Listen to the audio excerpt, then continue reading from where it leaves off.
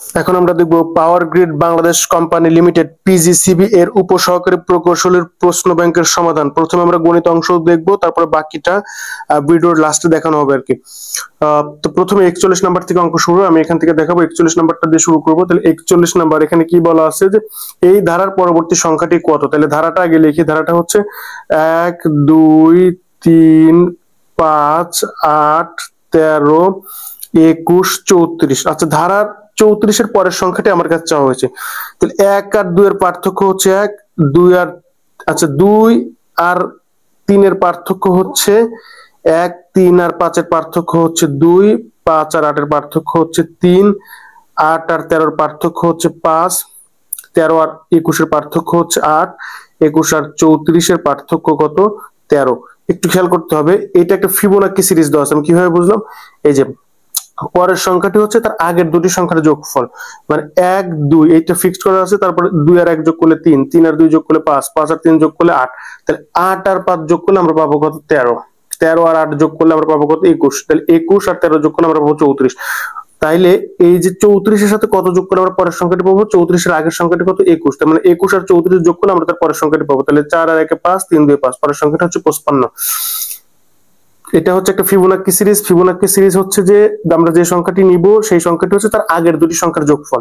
আমি কি বললাম? আমরা যে সংখ্যাটি বের করব সেই সংখ্যাটি হচ্ছে তার আগের দুটি সংখ্যার যোগফল। এখন এই পার্থক্য না দেখে এভাবে চিন্তা করলে সবচেয়ে বেশি সহজ হবে। 2 1 2 3 এভাবে দেওয়া আছে। তাহলে 2 আর 1 যোগ করলে 3, 3 আর 2 যোগ করলে 5, 5 আর 3 যোগ করলে 8, 8 আর 5 যোগ করলে 13, 13 আর 8 যোগ করলে 21। এভাবে দেখলে সবচেয়ে সহজ মনে হবে। এখন আমরা এই প্রশ্নটা দেখে নিই একই সাথে। এই প্রশ্নে বলা আছে একটি চৌবাচ্চা একটি নল দ্বারা 12 মিনিটে পূর্ণ হয়। তো ভালো কথা, আমি আঁকাই চৌবাচ্চাটি। এটা হচ্ছে আমার সেই চৌবাচ্চা। এই চৌবাচ্চাটি কি হবে? একটি নল দ্বারা, এটা হচ্ছে সেই নল, একটি নল দ্বারা 12 মিনিটে পূর্ণ হয়। এই চৌবাচ্চাটি কিন্তু পানি পূর্ণ হবে, তার মানে চৌবাচ্চাটি ভরা। পূর্ণ হতে কত সময় লাগবে? 12 মিনিট। 12 মিনিট। একটি চৌবাচ্চা একটি নল দ্বারা 12 মিনিটে পূর্ণ হয়, অপর নল দ্বারা 18 মিনিটে খালি হয়।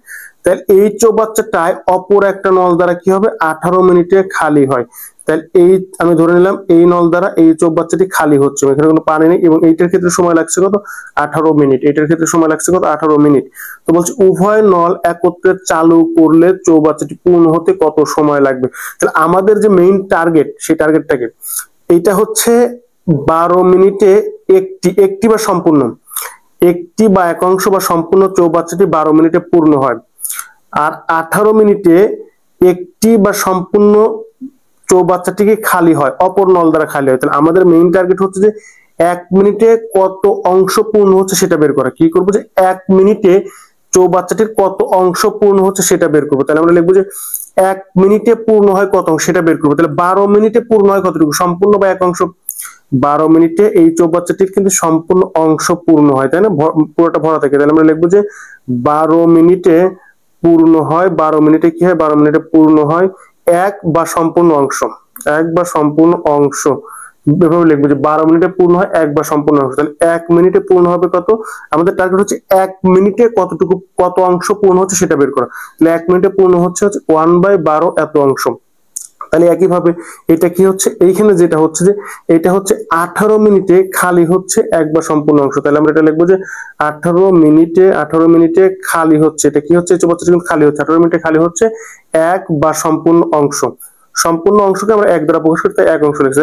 1 মিনিটে খালি হচ্ছে কতটুকু? 1/18 অংশ। এখানে কি বলছিল? উভয় নল একত্রে চালু করলে চৌবাচ্চাটি পূর্ণ হতে কত মিনিট সময় লাগবে। তাহলে চৌবাচ্চাটি কি হবে? পূর্ণ হতে কত মিনিট সময় লাগবে। তাহলে এইটা 1 মিনিটে কি করতেছে? পূর্ণ করতেছে, আর এইটা 1 মিনিটে কি করতেছে? খালি করতেছে। উভয় নল যদি একত্রে চালু থাকে, তাহলে উভয় নল একত্রে চালু করলে কি হবে? যে একটা নল পূর্ণ করবে আর একটা নল খালি করবে, একটা নল কি করবে? পূর্ণ করবে আর একটা নল কি করবে? খালি করবে। তাইলে আমরা এখন দেখবো যে 1 মিনিটে চৌবাচ্চাটির কতটুকু অংশ পূর্ণ হয়। কি দেখবো? যে 1 মিনিটে চৌবাচ্চাটির কতটুকু অংশ পূর্ণ হয়। যেহেতু আমাদেরকে পূর্ণ হবে বলছে, তাই লিখবো কি যে 1 মিনিটে পূর্ণ হয়, 1 মিনিটে পূর্ণ হয়, 1 মিনিটে পূর্ণ হয় 1/12 মাইনাস হচ্ছে 1/18। তাহলে 12 আর 18 লসাগু হচ্ছে 12,18, 2 দিয়ে 6 9, 3 দিয়ে যায়, 3 দুগুণে 6, 3 3 9, 3 দুগুণে 6, 3 7 18 দুগুণে 36। তাহলে এদের লসাগু হচ্ছে 36। লসাগু কত? 36। তাহলে 12 দিয়ে 36 কাটলে 3 12 36 মাইনাস হচ্ছে 18 দুগুণে 36, তার মানে হচ্ছে 1/36। এত কিন্তু অংশ, এটা কিন্তু অংশ। এত কিন্তু অংশ। তাহলে এত অংশ পূর্ণ হয় কত সময়? 1 মিনিটে।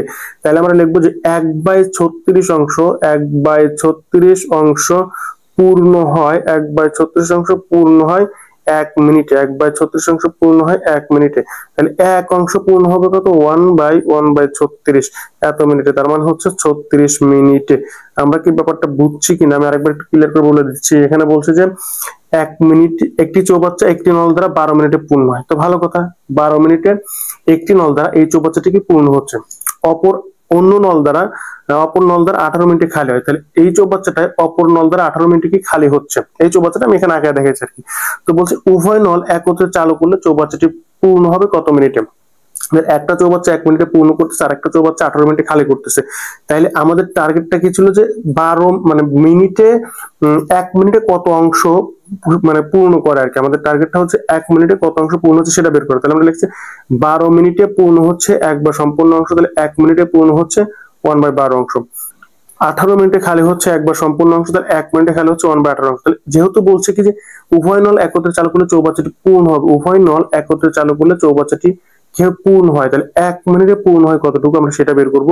তারপর আমরা উভয় নলের ক্ষেত্রে বের করব। উভয় নল 1 মিনিটে কতটুকু পূর্ণ করে, কত অংশ পূর্ণ করে। কেন এটা বের করব? কারণ হচ্ছে একই সাথে একটা নল পূর্ণ করতেছে আর একটা নল কি খালি করতেছে। একই সাথে একটা চৌবাচ্চাকে একটা নল পূর্ণ করছে আর একটা নল কি করছে? খালি করতেছে। বুঝতে পারি জিনিসটা?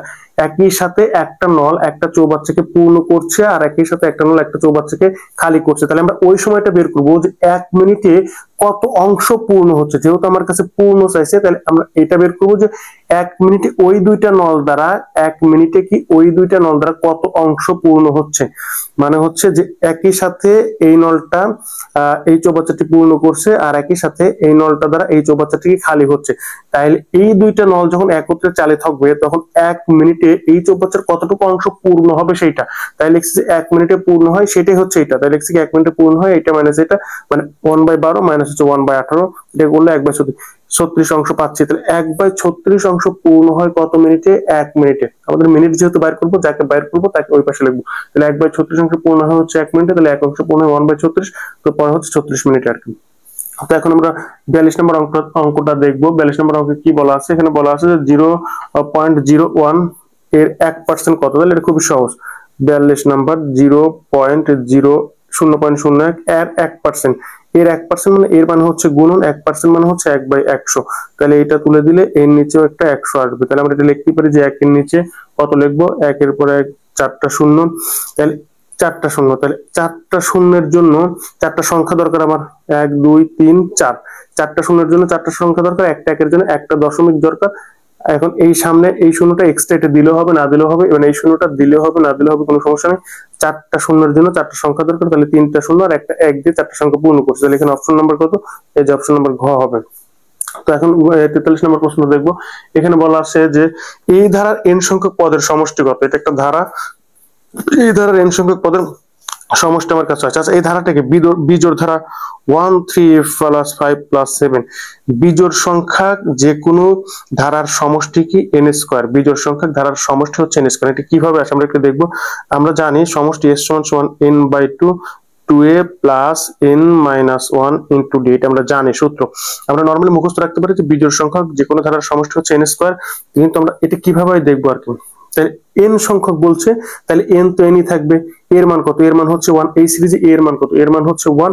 আর d এর মান কত? d সমান সমান কত? 3 মাইনাস 1, তার মানে কত? 2। তাহলে s সমান সমান আমরা কি লিখবো যে n/2 2 ইনটু এর মান যদি 1 বসাই দিই 2 into 1 plus n minus 1 into কত? 2। তার মানে এখান থেকে আমরা লিখতেই পারি যে n/2 2 প্লাস হচ্ছে 2n মাইনাস হচ্ছে 2। তাহলে এইখান থেকে এই 2 কাটাকাটি চলে যাবে। তাহলে কি থাকবে আমার কাছে? যে n/2 ইনটু কি থাকবে?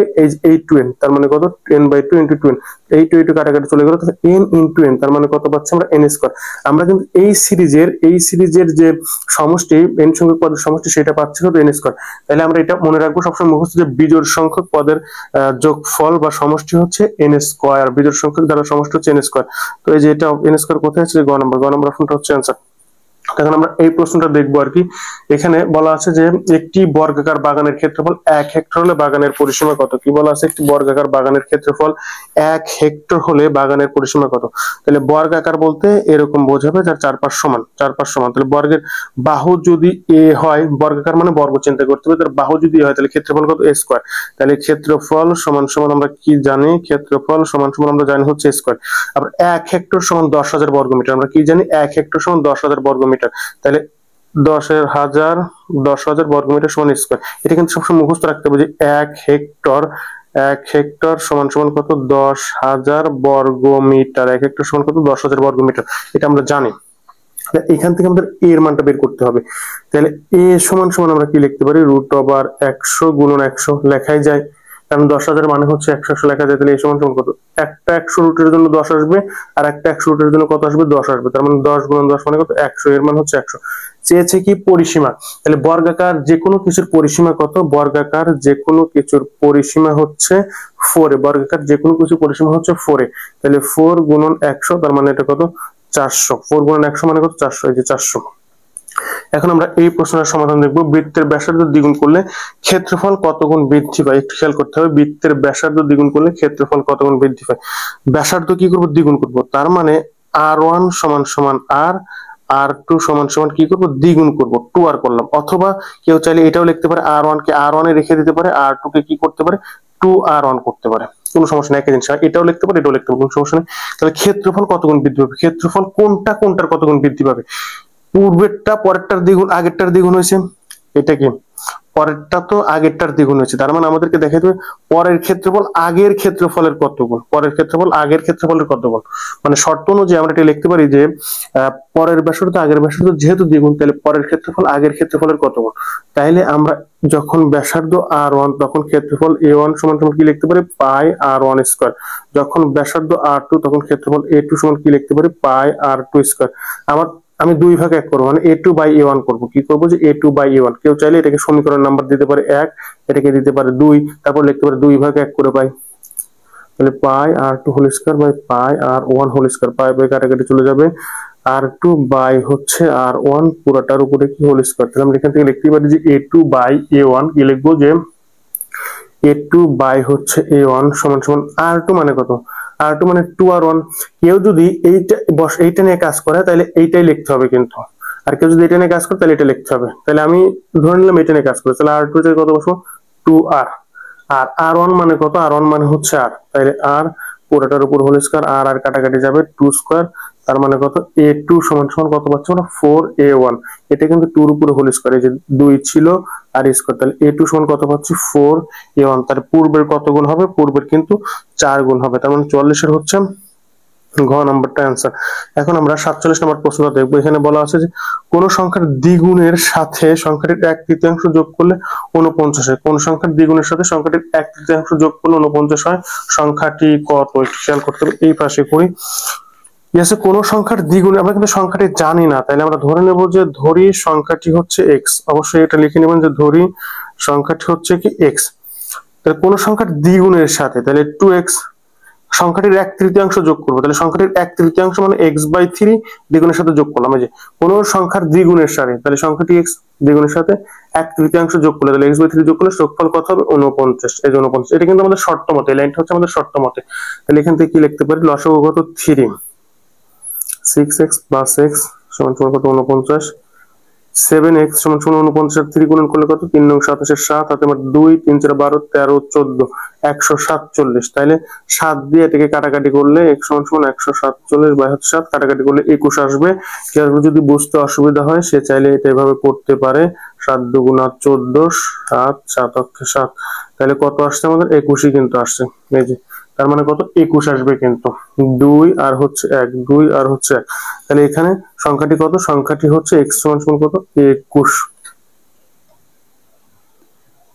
এখন আমরা এই প্রশ্নটা দেখবো। এখানে বলছে যে একটি অষ্টভুজের 8 কোণের সমষ্টি কত। তাহলে বহুভুজের কোণের সমষ্টি হচ্ছে n-2 × 180 ডিগ্রি। আমাদের সূত্রটা কি, যে বহুভুজের কোণের সমষ্টি বহুভুজের কোণের সমষ্টি নির্ণয়ের সূত্র হচ্ছে বহুভুজের কোণের সমষ্টি সমান সমান কত n-2 ইন্টু কত 180 ডিগ্রি n-2 ইন্টু 180। তো এখানে বলছে যে একটি অষ্টভুজের 8 কোণের সমষ্টি কত, তাহলে এনটা কি, এনটা হচ্ছে বাহুর সংখ্যা। তাহলে যেহেতু অষ্টভুজ তাহলে সেখানে বাহু থাকবে কয়টা 8টা, যেহেতু অষ্টভুজ সেখানে বাহু থাকবে কয়টা 8টা, তাহলে এনটা হচ্ছে বাহুর সংখ্যা, তাহলে 8-2 ইন্টু কত 180। তাহলে এখান থেকে লেখা যায় কত 6 ইন্টু 180। কিন্তু এখানে অ্যান্সার তো এভাবে দেওয়া নেই, অ্যান্সার হচ্ছে সমকোণে দেওয়া। তাহলে কি লিখতে পারে এটাকে 6 ইন্টু 180 কে ভেঙে কি লিখতে পারে 90 ইন্টু 2, কারণ আমাদের যেহেতু সমকোণে নিতে হবে, সমকোণে নিতে হলে আমাদের ওইখানে কি 90 থাকতে হবে। তাহলে 6 দুগুণে কত 12 ইন্টু 90, তার মানে কত পাচ্ছে 12 সমকোণ। কত সমকোণ তৈরি হবে 12টি সমকোণ, বুঝছি কিনা। যেহেতু আমাদের সমকোণ মানে 90 থাকা দরকার, কিন্তু আমরা যে সূত্রটা জানি সেখানে কিন্তু 180 দ্বারা আছে n-2 ইন্টু 180। তাহলে 180 কে ভাঙে আমরা লিখতে পারি যে 90 ইন্টু 2, কারণ সমকোণে চাইলে সমকোণ মানে 90 মানে সমকোণ বোঝায়। তাহলে 6 দুগুণে 12, 12 ইন্টু 90, তাহলে সমকোণের বদলে আমরা 90 এর পরিবর্তে আমরা লিখতে পারি হচ্ছে সমকোণ, তাহলে 12 সমকোণ। এটা মুখস্থ জিনিস যে সামান্তরিকের ক্ষেত্রফল কত, সামান্তরিকের ক্ষেত্রফলের সূত্র হচ্ছে ভূমি গুণন উচ্চতা। সামান্তরিকের ক্ষেত্রফলের সূত্র কি, যে ভূমি গুণন উচ্চতা, এটা মুখস্থ রাখতে হবে। আর তারপর প্রশ্নটা কি, যে x প্লাস ওয়াই সমান এত হলে, x y সমান এত হলে, এই যে এটা 50 নাম্বার প্রশ্ন, এখানে কি বলা হচ্ছে x প্লাস ওয়াই সমান কত 7, যা যা দেওয়া আছে x প্লাস ওয়াই সমান 7 আর x y সমান সমান কত দেওয়া আছে 12। তাহলে x মাইনাস ওয়াই মানে কত, তাহলে x মাইনাস ওয়াই আমরা একটা সূত্র জানি a minus b whole square সমান সমান হচ্ছে a plus b whole square minus 4ab। আমরা এই সূত্রটা জানি a মাইনাস হোল স্কয়ার সমান a plus whole square minus 4ab। এখন যদি মান বসাই 7 স্কয়ার মানে কত 49 মাইনাস 4 বরং কত 48, তার মানে এখান থেকে পাচ্ছ হচ্ছে 1। তাহলে x মাইনাস ওয়াই সমান √1 মানে হচ্ছে 1, তাহলে এটার आंसर হচ্ছে 1, 50 এর ক। এই ছিল মোটামুটি এখানকার অঙ্কগুলো। আর এই প্রশ্নটা দেখা শেষে আপনারা অবশ্যই চ্যানেলটা সাবস্ক্রাইব করে রাখবেন, কারণ এখানে প্রতিনিয়ত চাকরির আসা বিভিন্ন গুরুত্বপূর্ণ প্রশ্নের সমাধান দেওয়া হচ্ছে, যা দেখলে আপনারা অবশ্যই উপকৃত হবেন।